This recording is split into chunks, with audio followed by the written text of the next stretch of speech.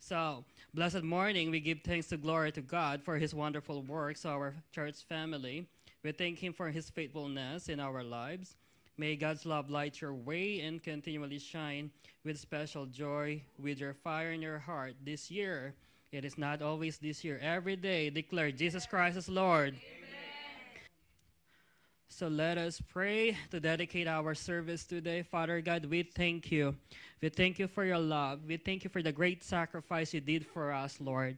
Lord Jesus, we thank you. We thank you enough, Lord, that our lives not enough to be thanking you, Lord. Father God, we invite you the Holy Spirit in Jesus' name.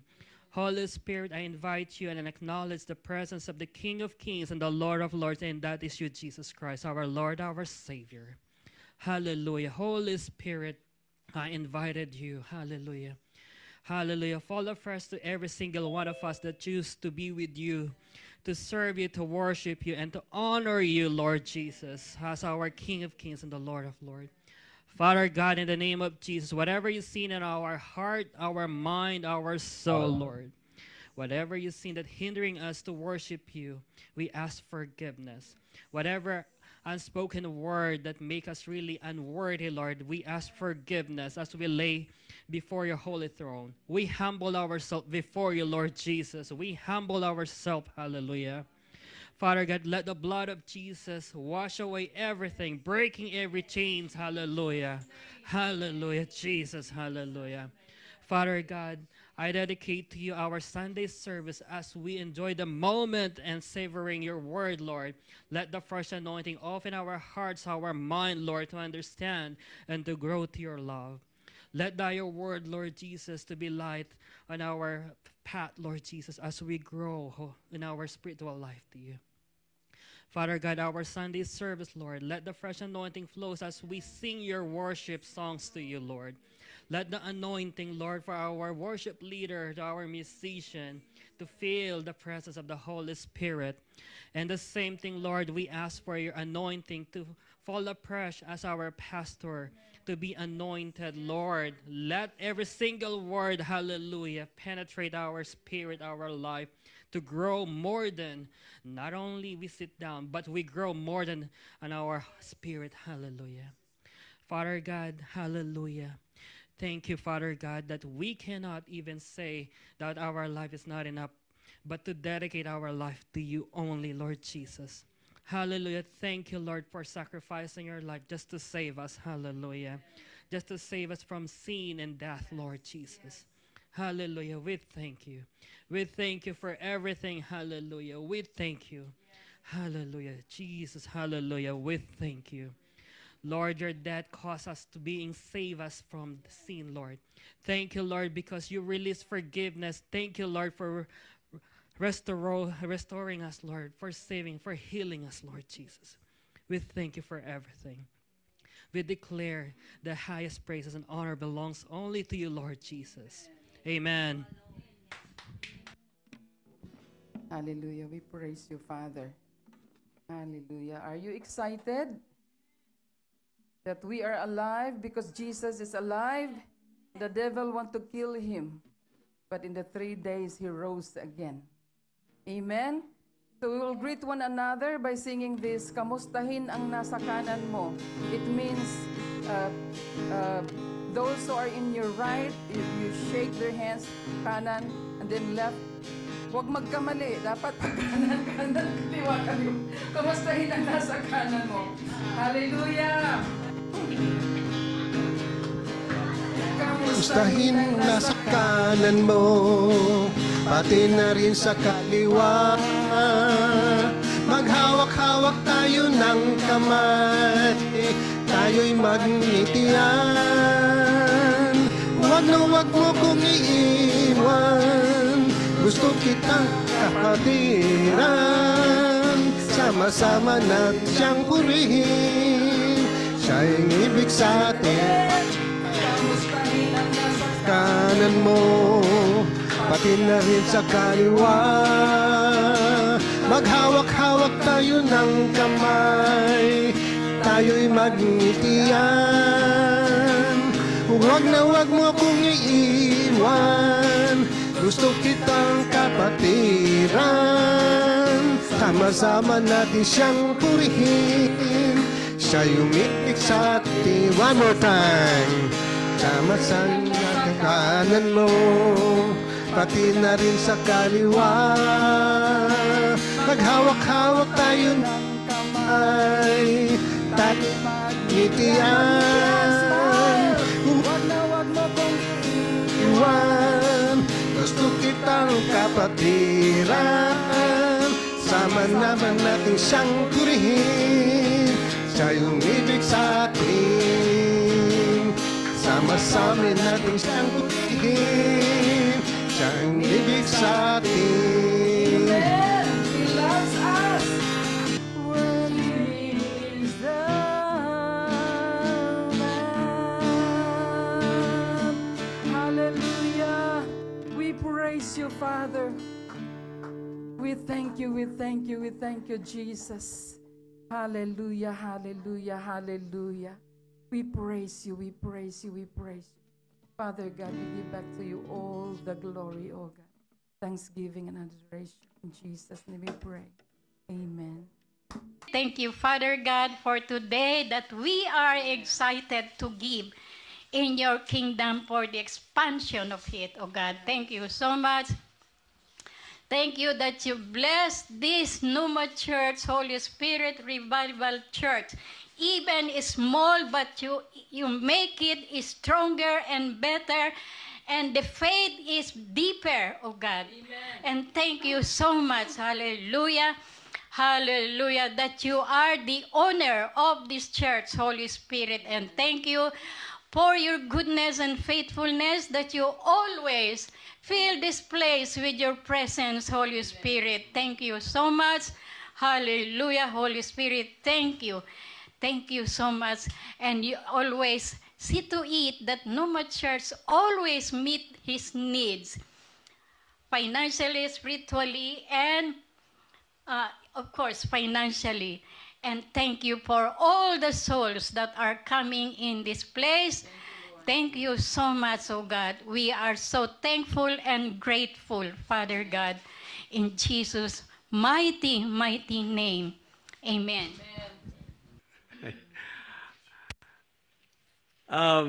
There's an event that happened way back in 2,000 years ago, and there's a woman that is standing on the tomb, and somebody told her that, "Why do you seek living among the dead?" And that angel continued and said, "Jesus is not there. He is risen." Our God that we serve today is alive. Amen. And He's never died. Yes. And I believe when we said it's alive, it's functioning, it's working, it's moving in power. Amen. How many of you believe that? Amen. I believe that in my life. As you can see, I'm a living testimony. I would say everyone here are living testimony of God. I believe God is working and is alive because of you, that you came here to have fellowship, to be together and saying, "God, we worship you and you are worthy to be praised." Just like what we just sang a while ago, worthy, worthy is the Lamb. Heavenly Father, we thank you today, and we just wanted to be here, Lord, to worship you and exalt you and to hear from you. What's your message, oh Lord, is what we want to hear. What you bring us today, Lord, is the empowerment and the presence of yours through the Holy Spirit. Lord, we wanted to experience it today as we come together in fellowship and worshiping you in the Spirit and in truth. God, speak to us, Lord, clearly. God, I pray that you will forgive us for our sins, transgressor, whatever it is, Lord. All this transgression, all these things that we've done that is not pleasing to you, everything that we say, everything that we even thought about, Lord, that doesn't please you. all the things that in action that pleases you that we've done, Lord, forgive us. Cleanse us, purify us, sanctify us today, Lord Jesus. As what you have commanded, in your prayer yourself, Lord, as an example, Father, forgive them for they don't know what they're doing. Lord, today we ask, forgive us for our sin as we forgive those who sin against us. And I just pray, Lord, today, Lord, that speak to us. We want to hear your voice. We want to see you, oh Lord, in this very topic, oh Lord God, what is your heart for us? Empty our heart, empty our mind, but fill us up with your Spirit. Amen. Lord, cover me under your wings. I acknowledge, oh Lord God, I humble myself. Apart from you, I can't do nothing, God. So help me, Lord.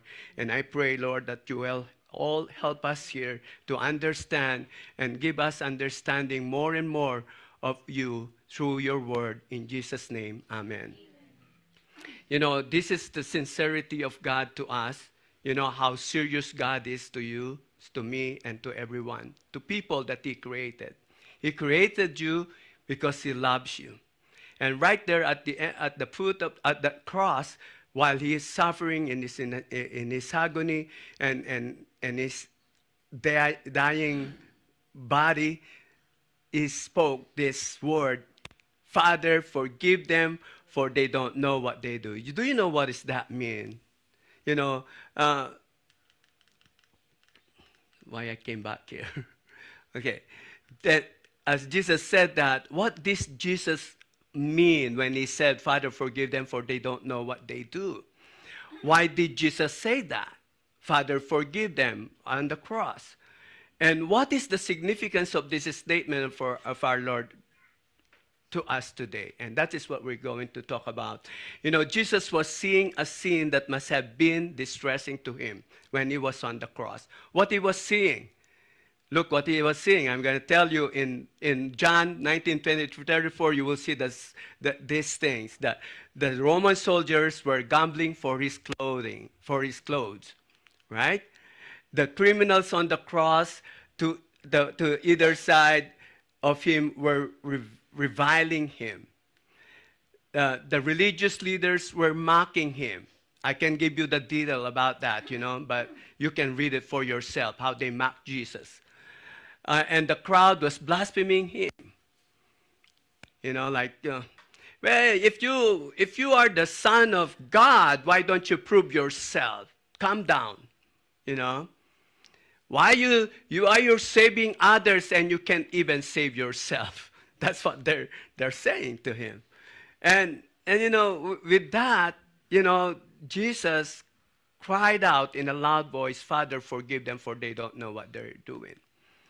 And so with this, Jesus prayed. He's literally praying and talking to God when he said, Father, forgive them, for they don't know what they're doing. Do you know how much he cared for you? He prayed for you. Right there. How many of you, when you have, like for me, when somebody got sick or somebody got ill or somebody that have a problem, they ask for prayer, right? But to tell you the truth, there's already someone praying for you. When the moment that you have in your mind that you need help, God knows. And that very moment is already praying for you. But it's good to ask others and ask you for help. Maybe there's something that may God reveal to them through the Holy Spirit. I believe that. There's anointing of that if you ask for prayer. Now, with this, Jesus prayed, Father, forgive them. I have 4 reasons. One, because he was fulfilling Old Testament prophecy. In Isaiah 53, verse 12, he said that, therefore I will divide him a portion with the great, and he shall divide the spoil with the strong, because he poured out his soul unto death, and he was numbered with the transgressors. And he bore the sin of many and made intercession for transgressors. So he's praying. You know, intercession or interceding is standing in the gap for other people. Is standing in the gap on behalf of you. Right? I mean, if you acknowledge that you are a sinner and you need somebody, you need someone to stand in the gap to be forgiven. There's a broken relationship between God and man. And that used to be this way, and it broke because of sin. And that gap, someone needs to stand for it, and that is Jesus. And Jesus said it's the only way, the truth, and the life. So he's fulfilling the prophecy here. Jesus is the only mediator. For there is one God and one mediator between God and man, the man Christ Jesus Christ. Now, how many of you have a lot of mediator, a lot of outlet to come to the Lord? You know, I'm not pointing fingers of anyone. How many of you, before you even come to Jesus, you go for an outlet? You look for something that more than what you think that Jesus could ever do. Yeah. Jesus himself, he said, if you believe in him, ask anything in his name, and it will be done. And how many people today, they say that they're Christians, but they still relying on different things. One, they're relying on themselves. Two, they're relying to the other people. Three, they're relying on this world. These are an outlet. And the worst part is people relying on those images and idols that people image. Creating image and such, you know. And they claiming they're Christians, but to tell you the truth, that is not Christian way, or being a follower of Christ. We must come to him directly. That Jesus said, and the Bible said, is the only mediator between God and man, and no one. So we cannot rely on those statue or anyone here or anything here in this world except from Jesus. He's the only one that he can mediate between you and God. So whatever your problem, whatever it is, you know, whatever your struggle, come to Jesus. And Jesus had the open arms, like on the cross, that's saying, you know, and how many times that Jesus invited disciples and people to him. You know, in Luke chapter, I forgot the verse, but he said, come to me in a solitude. And in Matthew 11, he said, come to me, those who are tired, and I'll give you rest. You know, all that stuff. Now, Jesus taught us to pray in love. Right this very moment when he said, to forgive those people. Like in Matthew 5:33-44, he says that, I'm going to read it. He was putting into the practice the principle that he had taught in the Sermon on the Mount. That's Jesus. You have heard that it was said, love your neighbor and hate your enemy. But I tell you, love your enemies and pray for those who persecute you. Amen. Pray for those who accuse you with something. Pray those who are against with you. That is what it means, Father, forgive them.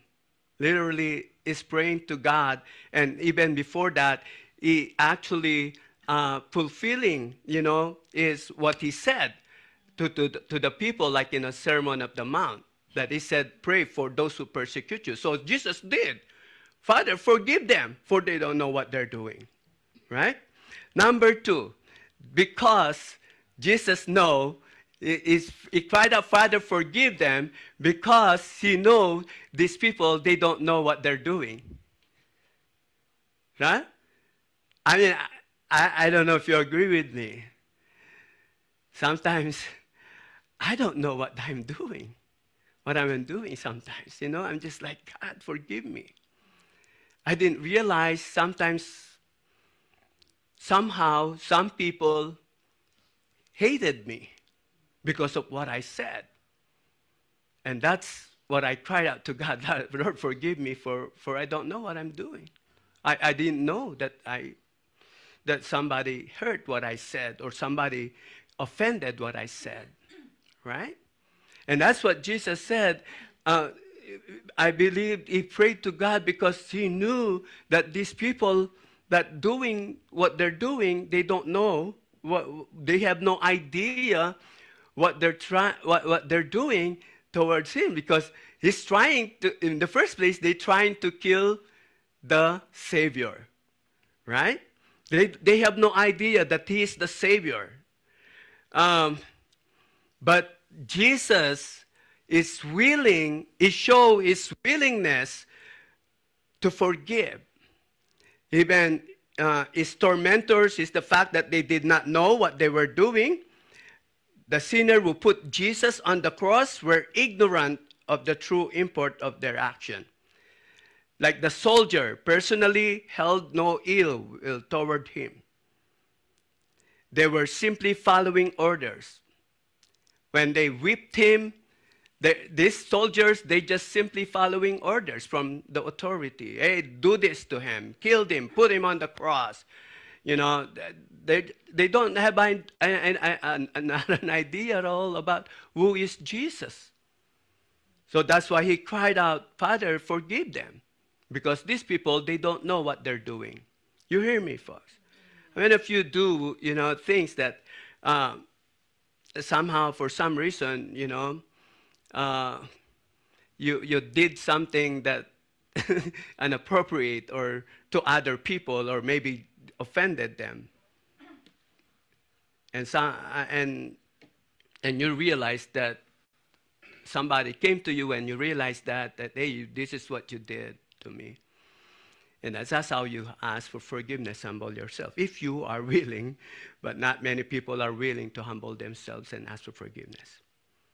In 1 Corinthians 2:8, it says this, which none of the rulers of this age knew, for had they known, they would not have crucified the Lord of glory. They don't know. Who are they crucifying? The mob did not really know whom they were trying to destroy. The Jewish leaders had deceived them into the believing that Jesus was a fake and troublemaker. That's what they thought about Jesus. Full of assumption. Yeah. And number three, number three, Jesus prayed for Father, forgive them, because Jesus revealed this infinite mercy. How many of you believe that? How many of you agree that? In praying, Father, forgive them, Jesus revealed this infinite mercy. He still loved them and would forgive them if only they would humble themselves and repent. In Matthew 18:14, he says this, even so, it is not the will of your Father who is in heaven, the one of these little ones should perish. Jesus, or God, not intended for everyone else in this world to be perished. He sent Jesus Christ to us. As what John 3:16 says, for God so loved the world that he gave his only Son, that whosoever believe in him should not perish, but have everlasting life. And that's why he asked that, showing that mercy to people, because all of us are fall short to the glory of God. In Romans 6:23 says, for the wages of sin is death. That is the consequences of sin. You will die. However, because of his mercy, you will receive eternal life through Jesus Christ. Amen, because of his grace. 1 Peter 3:8-9, beloved, do not forget this one thing, that with the Lord, one day as 1,000 years, and 1,000 years as one day. The Lord is not slack concerning his promise, as some count slackness, but is long-suffering toward us, not willing that any should perish, but that all should come to repentance. You know, with this word of Peter here, God is so very patient, waiting for you. He's just waiting. Like when he said 1,000 years, it's just like one day to God. You know, he could wait for you even, you know, that's how patient God is for you to repent. Right? God is so merciful, patient, He still loves us and would forgive us if we only would humble ourselves and repent. Number 4, this is unanswered in the lives of many people. When he said, Father, forgive them, he's praying to me. And his answer, that prayer is answered to what I am going through in life. That is my application. Because this is why Jesus prayed, look at this, like the Roman centurion, surely this man was the Son of God. Imagine he realized that Jesus was the Son of God. Right? And then, in one of the true criminals, whom he promised paradise, when this criminal, one of the criminals says, Father, Lord, remember me. And then that answered to his prayer, Father, forgive him, for he doesn't know what he's doing. Father, forgive this man. Right? That is the answer right there, that today you will be with me in paradise. A member of the Sanhedrin publicly aligned himself with Jesus, Nicodemus. Right? He came there and to bury Jesus together with Joseph. And after weeks, the Holy Spirit came down. 3,000 people in Jerusalem were saved in one day, and the church began. Amen. And today, for all those who would ever believe in him, being born again, I'm telling you, we too become an answer to his prayer. When you receive Jesus Christ, you are an answer to his prayer, Father, forgive them. Now, when you receive Jesus Christ, you're receiving grace. You receive that forgiveness that Jesus cried out right there on the cross. You hear me? I believe in that. And my conclusion is this. Listen carefully. This is, again, the language of God. The words, Father, forgive them, show the merciful heart of God. He will show mercy to those who come to him. But those who don't come, I don't know. He's still showing mercy and waiting for them. The grace is still available. Psalm 106:44, he says, nevertheless, he regarded their affliction. When he heard their cry, look, when he heard their cry, how many of you come to Jesus and, Lord, I cry out to you. I need you desperately. I need you in my situation. I'm broken. I'm ill. My illness is incurable. You know, all of these things. I cannot afford to buy a house. I cannot afford to pay my bills. All this problem. Have you ever tried to cry to the Lord? How desperate you are to come to the Lord. When you have these things that maybe you're not going through something that is so difficult. You know, even so, I believe when you cried out to God, even if just little things that may not be difficult, just cry out to God. And he might give you that mercy, just like what he says right there. And relented according to the multitude of his mercy. He also made them to be pitied by all those who carried them away captive.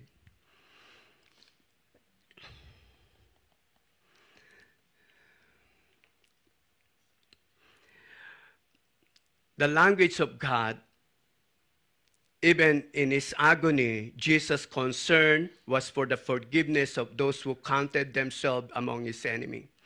He asked the Father to forgive the thieves on the cross who jeered at him. He asked the Father to forgive the Roman soldier who had mocked him, spit on him, beat him, yanked out his beard, whipped him, put a crown of thorns in his head, and nailed him on the cross. Jesus asked forgiveness for the angry mob that had mocked him and called for his crucifixion. It is important to know that Jesus' prayer, Father, forgive them, does not mean that everyone was forgiven. I'm going to repeat that again. It is important to know this, that when Jesus' say, Father, forgive them, does not mean that everyone forgive them. Unilaterally, without repentance and faith, you won't be forgiven. Without repentance and have faith in him. It does not mean that Jesus was willing to forgive them. Forgiveness was, in fact, the reason he was on the cross. Because he wants to forgive us. The words, Father, forgive them, show the merciful heart of God.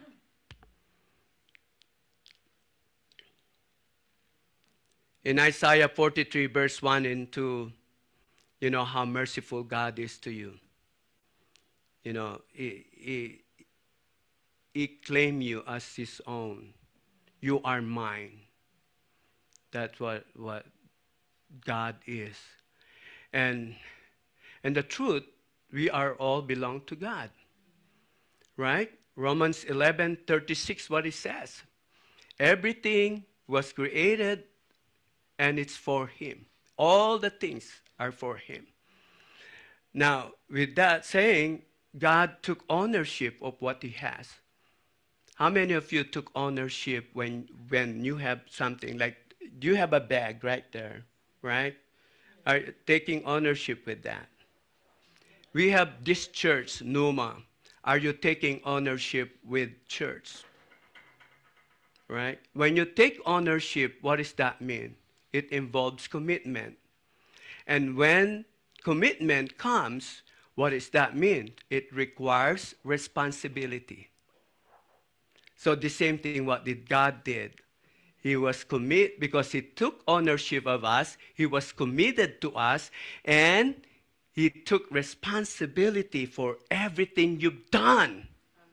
He took responsibility and is taking responsibility for whatever you do. And he took responsibility for what you have did. You are a sinner, you sin against God, and he took it for you. That's how committed and that's how serious God is. Now, I want to give you emphasis more on this so that I can go to the application, okay?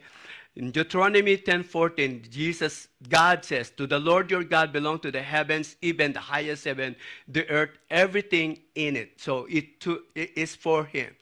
Right? Psalm 24, verse 1, the earth is the Lord's, and everything in it, the world and whole who live in it.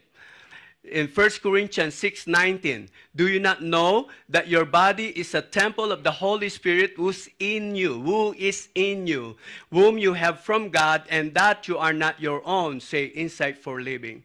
1 Corinthians 7:23, you were bought with a price, do not become slaves of men, say Insight for Living. And lastly, Romans 11:36, for of him and through him and to him are all things, to whom be glory forever. Amen and amen.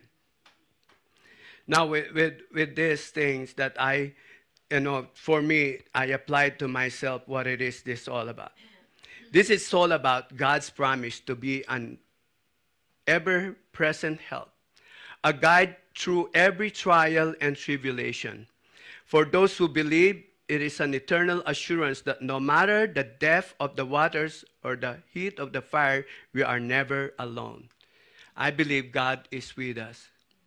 As he took ownership he took ownership of you, he is going to be with you, and that is his promise. Jesus stated that as well in Matthew 28, verse 19 and 20, that he said, go ye therefore, make disciples of all nations, baptize them in the name of the Father, the Son, and the Holy Spirit. Teach them the way I taught you, and I'll go with you till the end. God is going to be with us. Jesus is going to be with us. And even in Isaiah 43, verse 1, he said, even if you walk through the waters, deep waters, you will not be drowned. Even if you walk through the fire, you will not be burned, because I am with you. How much that you have that confidence, we know no matter what you're going through in life right now, whatever that you're going through in life, you take that confidence that God is the one who actually prays for me, even even if I don't pray right now for myself or for everyone else, God is already praying. He's already interceding to the Father. Lord, forgive them. Lord, forgive Romy. Lord, help Romy. I'm just putting it on myself because personally, because I take that personally, you know, that God is with me, and His presence, there's infinite strength to overcome. Psalm 73, verse 26, it says, my flesh and my heart fail, but God is the strength of my heart and my portion forever. I want to pray in the language of God. Would you? Meet. The language of God is all about love and forgiveness. And that's what I wanted to pray in the language of love of God. Because when I pray of something just only for myself, that is not the language of God. The language of God is all about you. It's all about others. Right? Just like, you know, God thinking about me, despite of all His agony and suffering, He prayed. How many of you, when you have struggles in life, can you still manage to pray? How many of you, when you are ill, like you can't do anything anymore, or you can't even, probably cannot help about yourself, and then here's someone asking you to pray for him or for her. Do you can still pray for him or for him? You know, just like someone else there that are very ill, and he said, would you pray for me?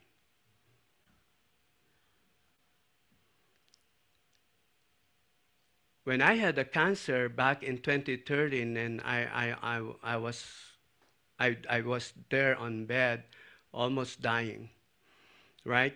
But every time I come to the hospital and I see the same cancer patients, I always offer a prayer.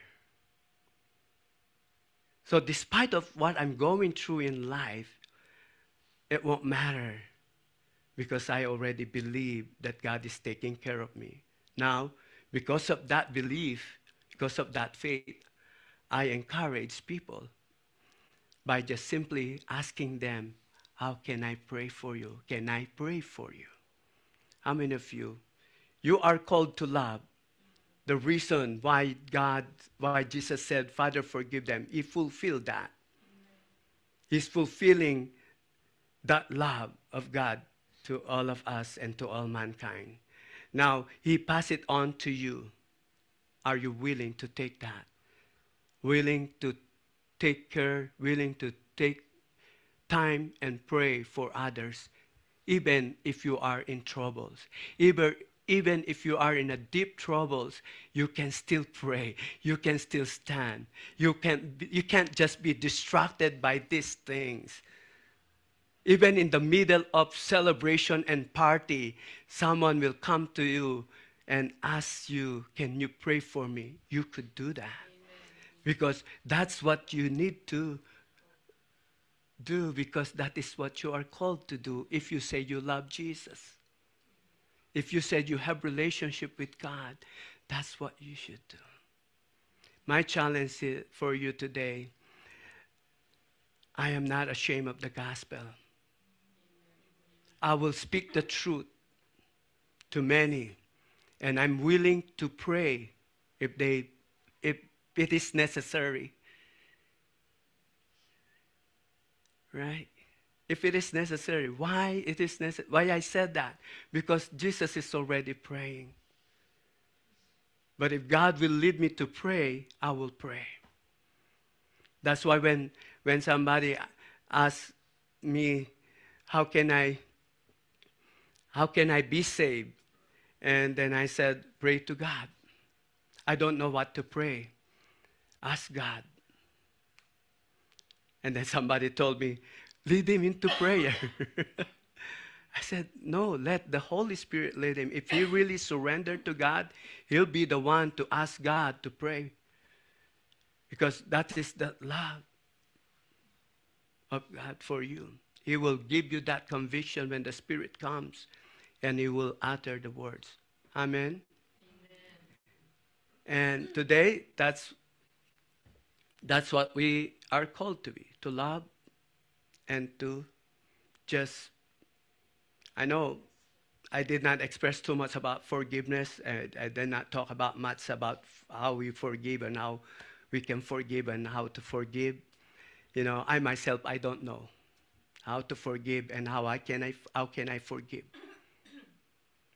Because when I look at Jesus, right there, it's already said, and that is enough. I am forgiven, and through that forgiveness, I will learn how to forgive. Amen. It's not me. It's not by might nor by power, but by the Spirit of the Lord. Let's stand. Heavenly Father, we thank you for this word, this wonderful, mighty word, Lord God, that comes from you. Right there on the cross, when you said, Father, forgive them, you are praying for all of us to be forgiven. You are praying for me, Lord, for me to be forgiven. Because I know, Lord Jesus, nothing that I could do for my sin except to embrace that truth that you are already forgive us. The only thing is that for us to come to you and embrace you and believe you, saying, God, forgive us. Lord, come today, Holy Spirit, speak to us, Lord.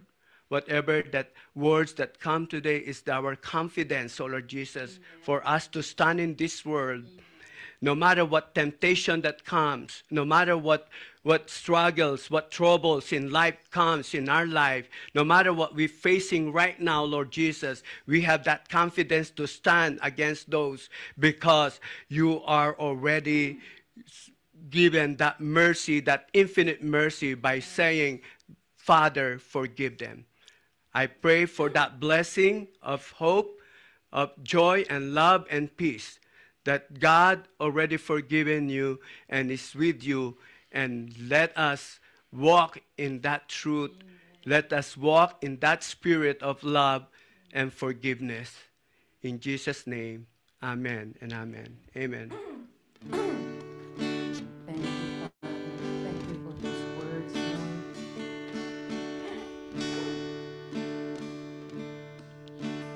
Thank you for